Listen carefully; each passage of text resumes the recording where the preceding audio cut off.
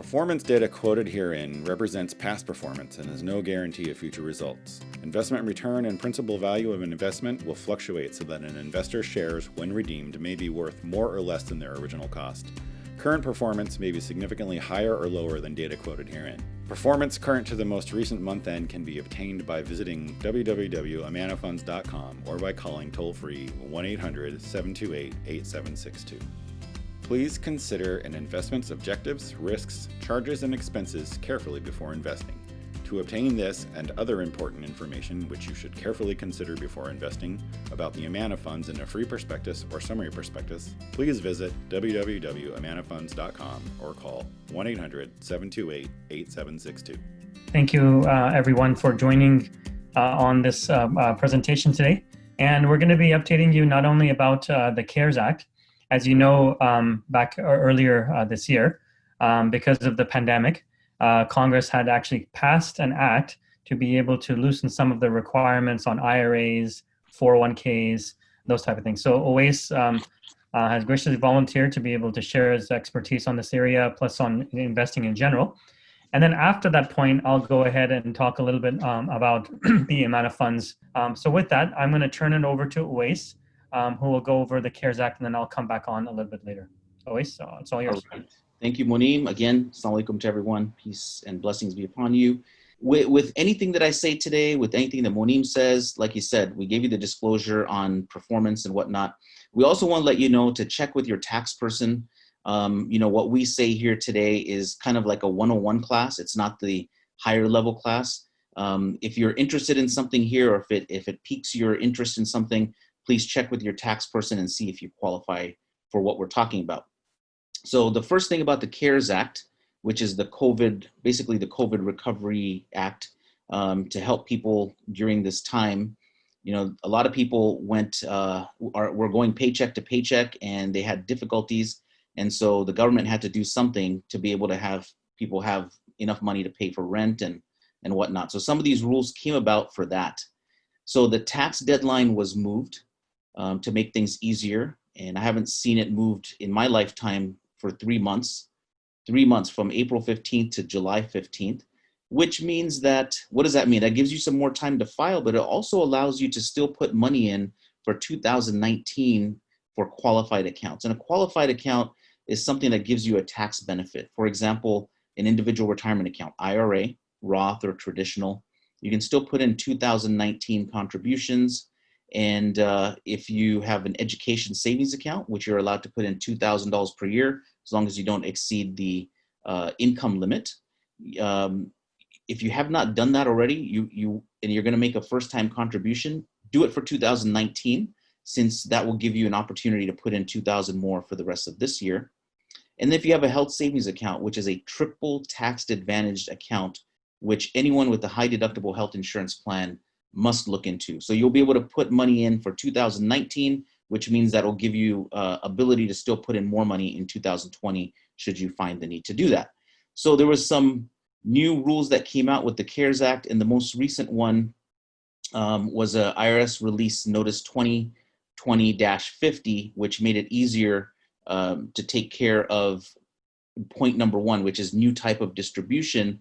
You're typically allowed to make a loan from your 401k up to $50,000 if you have at least that much in your 401k. Now, it's frowned upon to take out money from your 401k, whether it's a loan or a withdrawal, because you're going to need that money in retirement. We'll talk a little bit about that a little bit later. But for some people, they are going to need to make the withdrawal. They don't have enough money to live on. This is a very traumatic time in the American experience, of course. So the rule is that you can take out the loan, and instead of $50,000, if you have enough money in your account, you can actually take up to $100,000 in a loan. And I'll give you the reasons that will allow you to do this in a second with that new IRS ruling. You can also make a withdrawal without tax penalty, even if you're not 59 and a half. So that's a first there, to be able to take out $100,000 from your 401k. But again, you have to qualify for this. So that's what we're going to get into next. So before I tell you about the reasons why you might want to do that, I'll just say again that you don't want to take this money out unless you must take this money out. So existing 401k loans as well, if you've already taken out a loan in the past and you've been making payments to it, you can defer the payments until 2021. So check with your 401k provider on that. And then this withdrawal allowance of up to 100,000 and the loan allowance moving from 50,000 to 100,000, your 401k plan must allow that. So they have to adopt that within their plans before you can actually make it work. So who can this apply to? The reasons that are allowed where you can make a withdrawal without tax penalty, or without penalty, is if you're diagnosed with COVID with a CDC approved test, that's either yourself, your spouse, or your dependent.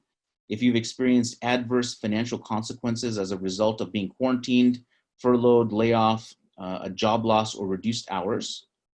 Number 3, closing or reducing reduced hours at your own business, right? So if you own a restaurant and you had to reduce the number of hours, or you own some kind of other company and you had to close it down completely for a while, you can make this withdrawal.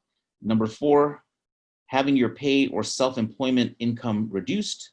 And number 5, if you went for a job interview and they gave you the job and then they rescinded it or delayed the start date. So they actually expanded the number of ways that you can go after this withdrawal, up to $100,000. So you will not be penalized on it, but you'll still be taxed on it.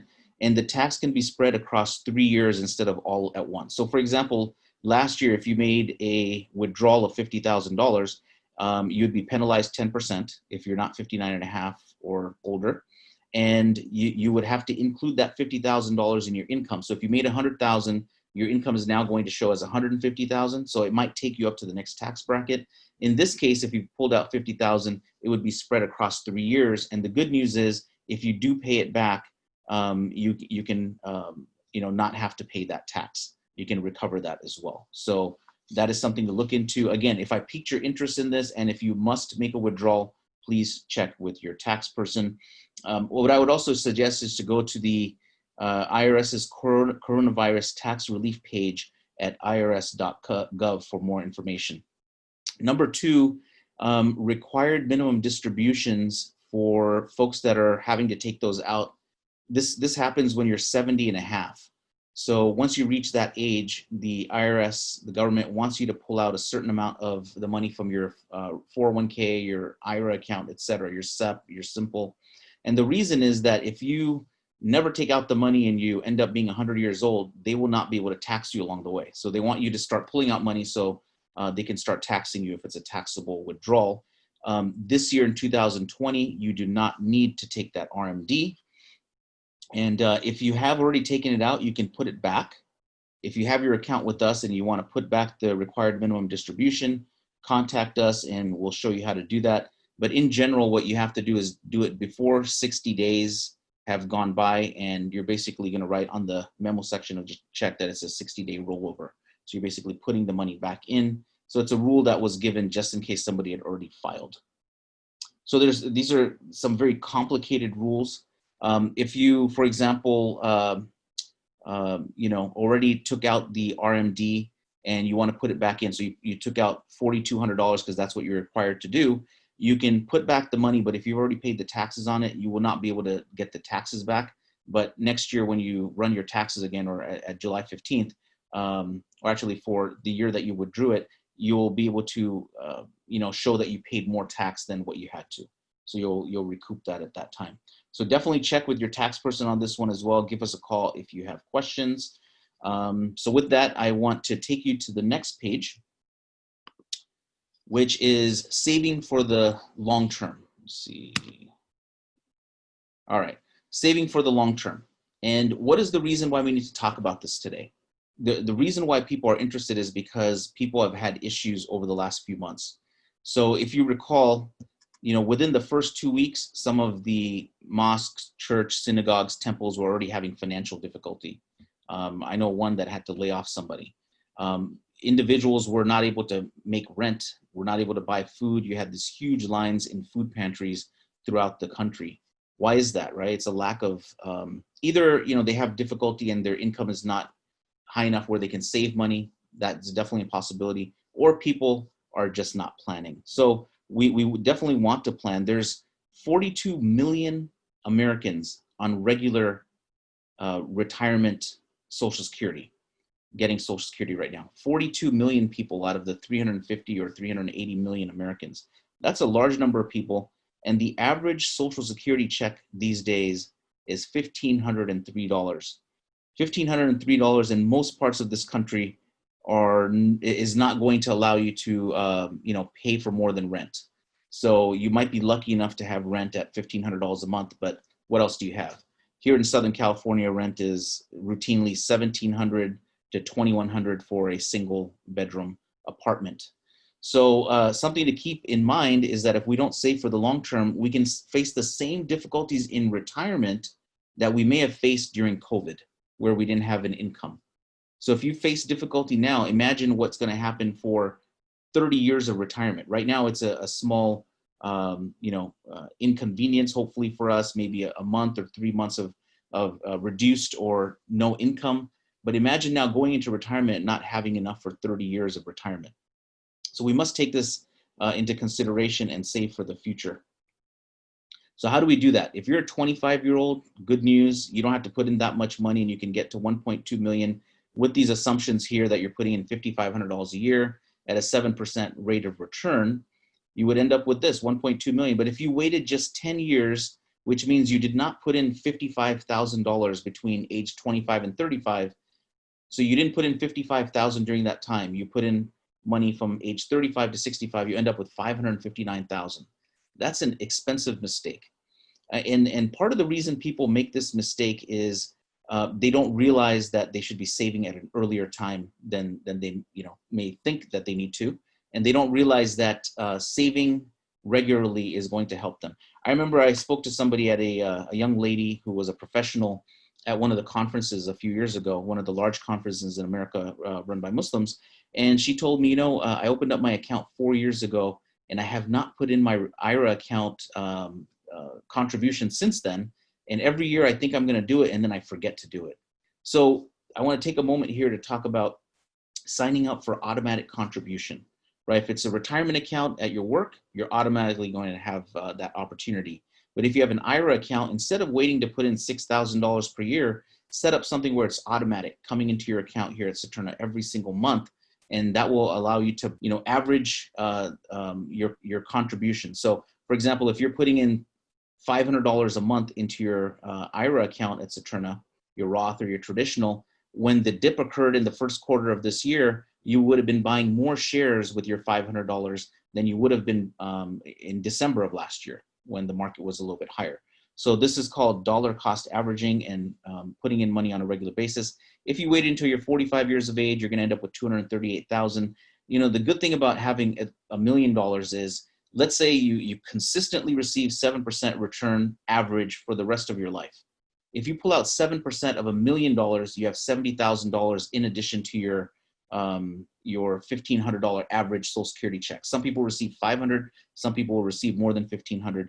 But now you can see how you can pull out $70,000 a year if you have $1 million, and your retirement account should remain about the same because you're receiving a return on average that's 7%. And I'm not saying that this is what you're going to get. You may experience a greater return or a lower return based on your diversification, what you're invested in, but you can see generally what I'm talking about here. So the other thing here is that if you are older, let's say you're not 25 anymore, you didn't put in money, now you're 35 or you're 45 or you're 55, generally speaking, what happens is you end up having a higher income when you're older. So instead of just putting in $5,500 a year, you can put in $10,000 a year, or the 401k limit, which is $19,000 per year. So there's some very good news there. Let's talk about one other thing real quickly, and then I'll move into a couple other points. So if you are, a person that has a family, you would want to do goal planning for your entire family. So just like you save for your retirement account through your 401k or your IRA, if I ask people in the community or anywhere, where's the single largest amount of money you have, almost always they'll say their 401k. So let's use the same rules that we have applied there, which is ongoing automatic contributions outside of the 401k. So what you should identify is, what are my goals? number one. So it should be retirement because, hopefully everyone will get there, and you cannot rely on Social Security income, and most people don't have pensions paid by their company. Number two is if you have children, an education savings account. An education savings account, or even a minor account if you don't qualify for education savings account, or both, okay, if you want to put in more money. And here's the reason. So my daughter is about to go to a University of California school in the fall. She just got admitted. And if I would have had, looked at this 18 years ago when she was born and said, it's going to cost us $7,000 a year for 4 years of a UC system, that would cost $28,000.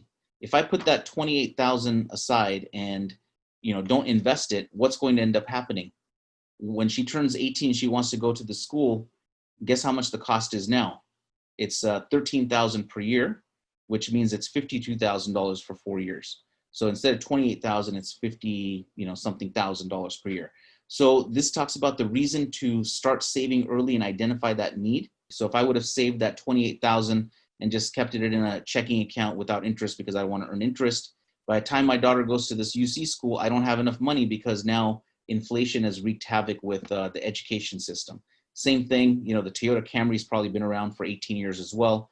It probably cost something like $12,000 or $13,000 at that time. Now it might cost $25,000. A home might have cost $250,000 in California, New York, Virginia, Florida, somewhere, and now it might be worth $1 million. In different parts of the country, it might have been $50,000. Now it's $200,000. So if you're looking to accomplish a goal, you have to beat inflation. Otherwise, you're actually shooting yourself in the foot by not having an increase in the amount that you're saving on a regular basis. Another good thing to do is get online access through Saturna. And the reason you want to do this is you can have all of your accounts that you've now figured out. I need an ESA. I need a health savings account. As I mentioned, the health savings account is a triple tax benefit account. So online access will allow you to not only see all of your accounts in real time, it will also allow you to see or make transfers from your checking account into your investment if there's a big dip in the market, right? And Moneem is going to talk about how you may have opened up your statement at the end of Q1, March 31st, and looked at it and said, wow, like I've experienced a loss here. But we're going to talk about how things have turned, and that's the nature of the market. So he's going to talk a little bit about that. Let me circle back for a second to give you a little bit more information here. During COVID time, when the Paycheck Protection Program came out, more than half of businesses in America, get this, more than half of the businesses in America, I mean, it was a monumental undertaking, sought money from this Paycheck Protection Program. That's how many businesses really had the need. And some people didn't have the need, they just wanted to go and get that money. But still, the fact that many people had, or businesses had to do it, is unbelievable. If you did not receive your stimulus check because you have not filed your taxes, you can go to the IRS non-filer portal on their website, and you can claim your stimulus check. So I just had that extra piece there for you. And then one other piece before we move forward is businesses on 401k. So for example, if you own your own business and you don't have a 401k and you're wondering, how you get this started now, you can talk to us about that, because there's some new rules that came in that allow you to have a tax credit of up to $250 per employee that is a non-highly compensated employee at your work. As long as you have less than 100 employees, you start up this 401k, you're going to get this tax return, tax credit. If you have more than 100, then it complicates a little bit. Further, if you set up automatic enrollment for your own 401k for your business, you will double that tax credit to $500. And this tax credit is for 3 years. So it would be this year, next year, and the next after that, up to $5,000 a year. Do not leave this money on the table. We currently manage somewhere around 200 401ks in the United States, clinics and mosques and schools and nonprofits and you name it, many different kinds of companies. This is an unbelievable opportunity. One other note on taxes, 94% of people currently, 94% of people have the standardized deduction. They made it easier. So you don't have to itemize. You don't have to list your what do you call charitable deductions. You don't have to list your property tax payment. You don't have to list your interest if you're paying a Wells Fargo mortgage or hopefully a Sharia compliant mortgage.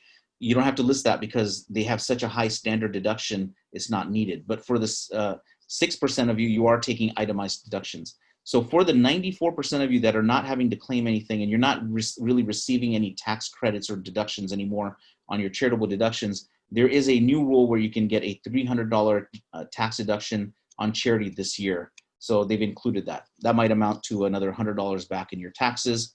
Let's move on to the next page. I'm almost done with my portion here. What we'd like for you to do is go to, to our website to learn a little bit more. We want you to diversify during this time because, we've come off the lows of the market in Q1. And we had people telling us, it seems I don't have the stomach for this market. I thought I did, but, during these downturns, it just hurts too much. I want to now make a switch from stock funds into something else. That's probably not the best time to do it because you're going to take a paper loss into a real loss. So now that the market has come back somewhat, it's not fully recovered, but it's come back somewhat. This is the time for you to look at diversifying your portfolio and allocate your money in different places. We have 3 different funds that are stock funds: Amana Income Fund, Amana Growth Fund. One started in 1986, 94, and then in 2009, Developing World Fund. And then we introduced a participation fund, which Monim will talk about. This is how you can diversify out of stocks and put a portion into Sukuk, which has a very different structure and a different risk profile. So if you want to go to the try it out button, it's right there. You can see it on the main page of amanafunds.com. You can take a short quiz, takes a few minutes, and it will give you a response that says, this is what we suggest. And you can take the quiz a couple of times if you want to see if you want to change your answers, if you answered it too quickly, and then you can come up with your own profile and then talk to us. Call us if you have questions. Another thing right on that page there, you can see where it says Sukuk risk sharing. That is a video right on the front of our webpage. It's just like 3 or 4 minutes long. It tells you about what the participation fund is, this non-stock fund. So we wanted to mention that. It's the Amana Fund Selector. That's what it's called when you click on the try it out button. Thank you, Oais, for that presentation on the CARES Act. Again, a lot of benefits for those who are able to take them. And sometimes, always, we do get this question that, I don't really need it, but should I take advantage of taking money out of my IRA or 401k? And the idea, obviously, is the answer is no. If you don't need it, it's better for you to be able to grow that money tax deferred rather than just taking it out for something that you might be able to take out of your cash flow. So that is something that just people should keep in mind.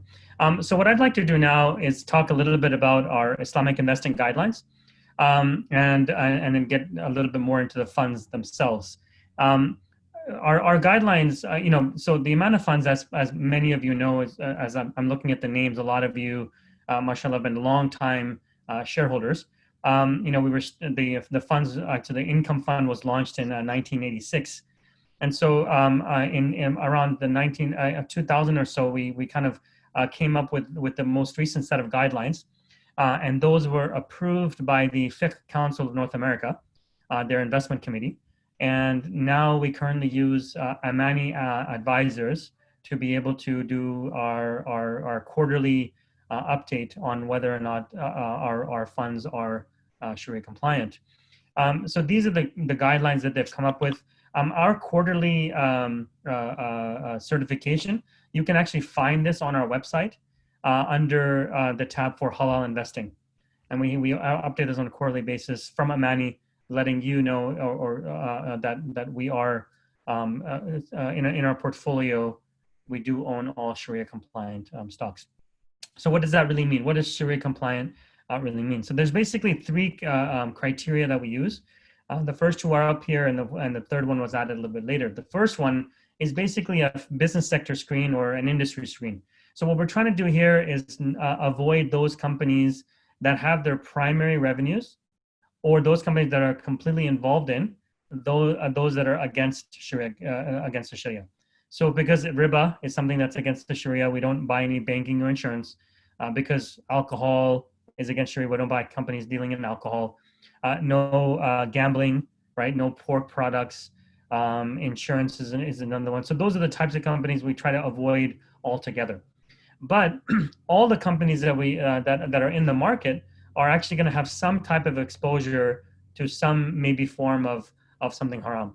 So that's why the scholars came up with another screen, and that was more of a financial screen, to be able to limit a company's exposure to anything else. And these financial screens basically are made up of three things. Number one is the total debt to market cap of a company has to be less than 33%. And that basically means that you don't want to have a company that's financing all of their operations through debt, or more than 33% through debt, but also that a lot of their company money is being used towards interest payments and those type of things. The second one is a 45% accounts receivables to total assets. What this screen basically, you don't want to own a company that's basically purely in cash, because if you do that, then you're never going to be able to buy it for a premium or a discount, because that would be considered riba. And the last one is that on all the business screens, sector screens that we screen out, there are going to be companies that have some type of a haram revenue associated with them. It might be as simple as them keeping money in the bank account that's earning them some interest, and that could be considered revenue. Or there might be some ancillary revenues that they get. For example, an airline who sells alcohol on their planes, right? Very small amount of revenue, but it is there to be able to do. When we're looking at the social screens can be very similar to the business screens that we talked about, but also how the company is dealing with safety issues if they're a manufacturer, how they deal with unions and workers and those type of things. And so that's one of the criteria you use. And the last one is on governance, right? The governance part of it actually speaks to diversity on the board, independence of the board, what is the compensation structure of their highly compensated employees.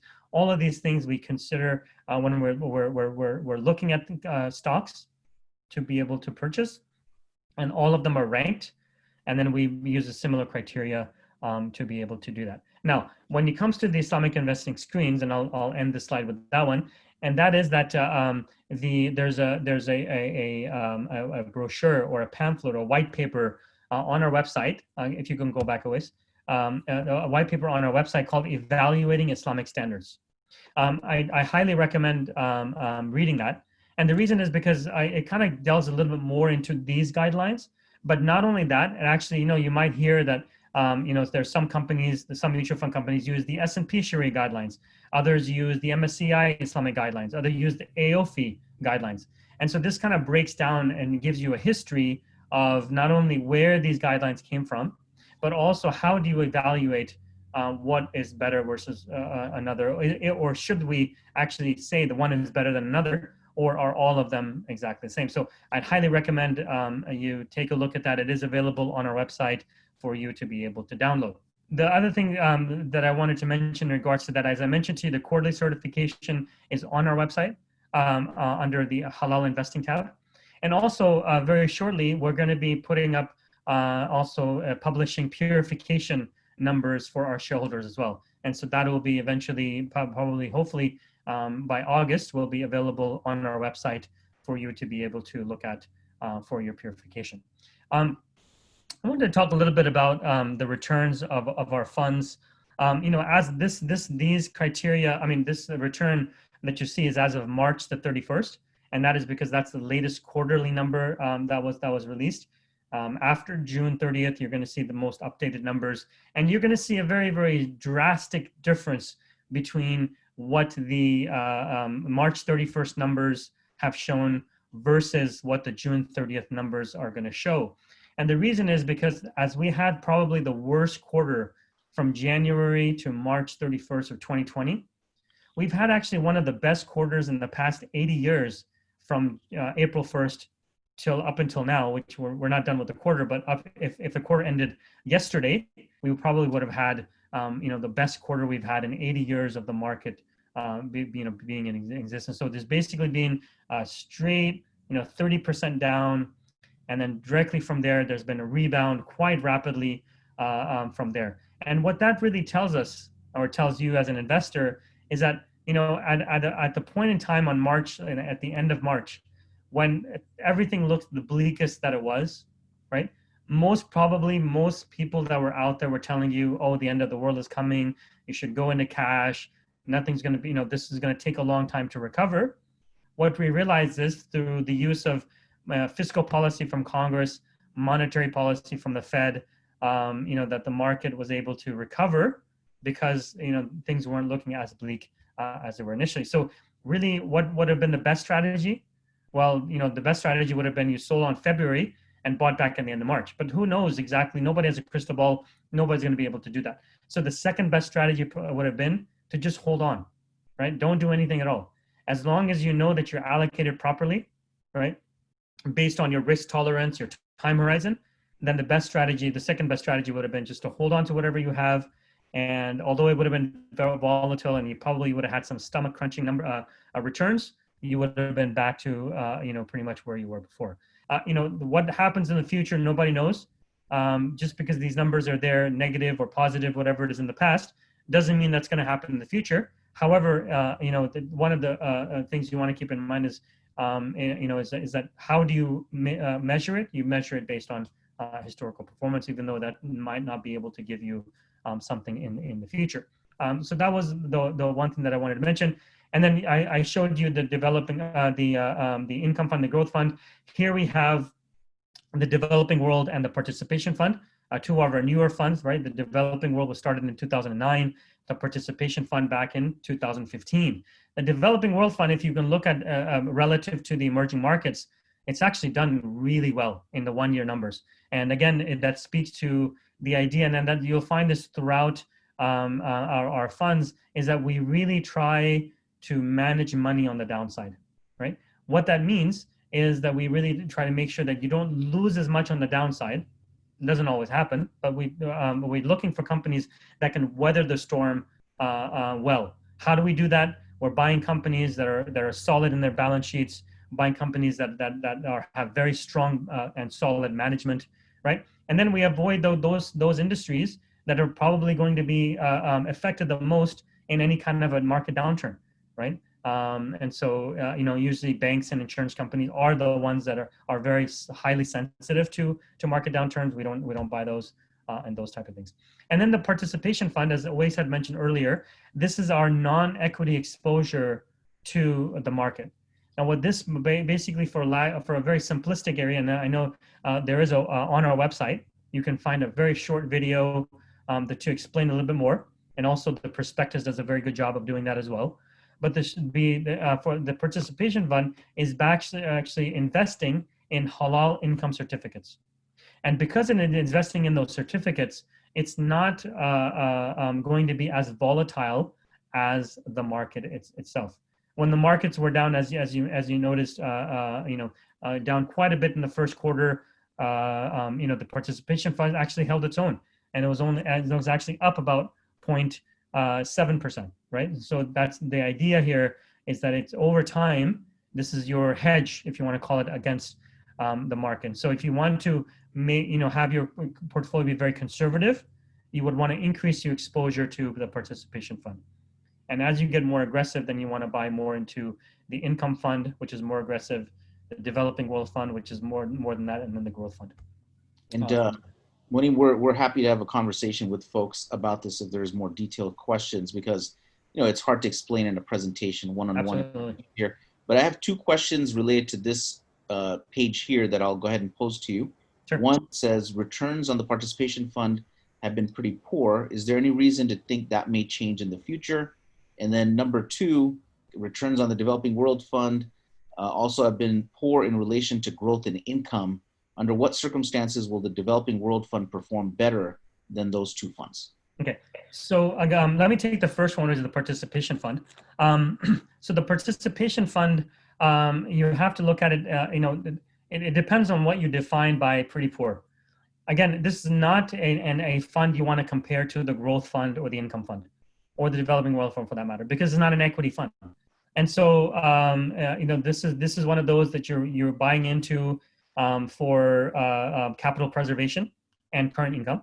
It's designed to be as stable as possible. Now, in what environment would this fund actually do really well? Well, last year was a good example. When the Fed is lowering interest rates, right? Typically in a typical interest rate environment, income funds, bond funds, participation fund will actually end up doing much better. And so last year, if you looked at the returns on the participation fund, they were closer to about 7% or so. But that's more of an exception, right? If you look at the yield on the fund, it's roughly around 3% or so, and that's really what we're looking for from the actual fund itself. So that was a participation fund. On the developing world fund, that's a good question. A lot of people talk about this now. If you look at the overall emerging markets in the first decade of this century, the developing world, just the emerging markets themselves did really well. And then we pretty much had the great financial crisis of 2008. There was a sharp rebound in the emerging markets, but then they've pretty much been flat over the rest of the period of time. And there's a lot of different reasons for that. The strong dollar is one of them. 0% interest rates in most of the developed world is another one. So there's a lot of factors that were going into it. But what I would tell you is that in the market, there's always what's called a reversion to the mean. And the mean is usually roughly between 8 and 9%. So if you had a decade of basically, let's call it a lost decade, when the emerging markets didn't do anything at all, then most likely the more chances are that you're going to have a positive future, so that the average comes back down into the mean of whatever that was. So what I would tell you is that yes, it hasn't done well as the growth fund or the income fund, but the developing world fund is something that you want to have exposure to, because when the emerging markets actually go up, they actually have usually a very powerful rally when that actually happens. So some exposure is there. If you're asking how much, I think the best thing for you to do would be to look at our Amana selector, put in your risk tolerance levels, and that'll give you an amount that you should have exposure to the developing world fund. I think there's another question that came up typed in, and the question is that Amana AMANX used to do slightly better than AMAGX, but the tide has really gone in favor of AMAG, the dividends notwithstanding, in the last 5 years. Just look at the ROIs. What has happened? This is talking about the overall market, and let me tell you, and that is that if you look at the S&P 500 return, right, the what are commonly known as FANG stocks, right? Facebook, Apple, Netflix, Google. You can add Microsoft in there as well, and then maybe add another Amazon. They have, over the past 5 years, really begun to dominate the S&P 500, and their value continues to increase. Okay, so if you strip those out, of the actual S&P, the S&P hasn't done as well as you might think. And I don't have the exact numbers. You can probably look that up later on if you wanted to do that. What I'm trying to basically tell you is that the outsized returns that have happened in the S&P 500, and also in relation to that in the growth fund, has primarily been because of technology index, and more importantly than that, more than the technology, actually the 5 companies that I mentioned. Now, there's always been a battle between growth versus value. The income fund is more of a value; it's dividend income, a dividend income fund. The growth fund is basically capital growth, right? So there's always been, when growth does well, value does poor. When value does well, growth does poorly. And so you're going to get these cycles of outperformance and underperformance depending on what is favored during that time. Again, this speaks to not knowing exactly when that's going to happen, right? So what do you want to do? You want to have a properly allocated portfolio. And how you do that, how do you know how much you want to have in the growth fund or the income fund? Rather than looking at return alone, what you want to do is look at your own time horizon, your risk tolerance, and you can do that based on the Amana selector that we have. Or if you'd like, you can call one of us as well, and we'd be happy to walk you through the selector. So basically, the idea for the Amana selector was when we got a lot of calls from people saying, which fund should I buy, or how much percentage should I have in each of the funds that you have? We have 4 funds that are Islamic. And so what we did was we actually came up with this Amana selector. And what you do basically is you answer a list of questions. And this list of questions are looking at your risk tolerance, your time horizon, and basically using those tools, we're coming up with an asset allocation in between the 4 funds. So obviously, for example, if you answered very, very conservatively, then you're going to have more weighting in the participation fund than in the growth or developing world. But if you answered more aggressively, then you're going to have more allocation in the growth and to developing world than in the participation fund. It is a great tool. I highly recommend everybody go on there to see where their asset allocation is. And Awais, if you want to add anything to that. The only other thing that I'll add is one of the most commonly asked questions we receive is how, I've been investing, like the brother just mentioned, 15 years in Amana funds. He's happy. How do I do that at my employer? And, if you do have Amana funds at your employer, you can come into our amanafunds.com website, go to this Amana fund selector, and then use this allocation within your 401k as well, if they allow a brokerage option. About half the companies in America that offer 401ks offer a brokerage option. At Saturna, if you are one of the folks that has the 401k through us, it's 200 organizations and companies that have it through us. If they ask us to add the brokerage account, it's basically just a few minutes and a signature, and we can add them. So it's the same thing with your employer. So what you can do is you can ask your employer and your 401k department, your HR, that I want to be able to invest according to my faith principles. Because I know some people that have stopped investing altogether because it doesn't fit their faith guidelines. And so they will try to do that for you. So if you do have this opportunity, go ahead and invest there, and then you can come back to the Amana Fund Selector and then use that in your 401k as well. Hope that answers your question a little bit more. And we hope you enjoyed it and got something out of it. Do send us your feedback. Maybe you can tell us something we could do better in terms of our presentation or anything else. Or if you want to see something in the future, you might be the one that tells us, gives us a great example. Thank you very much. Thank you, everyone.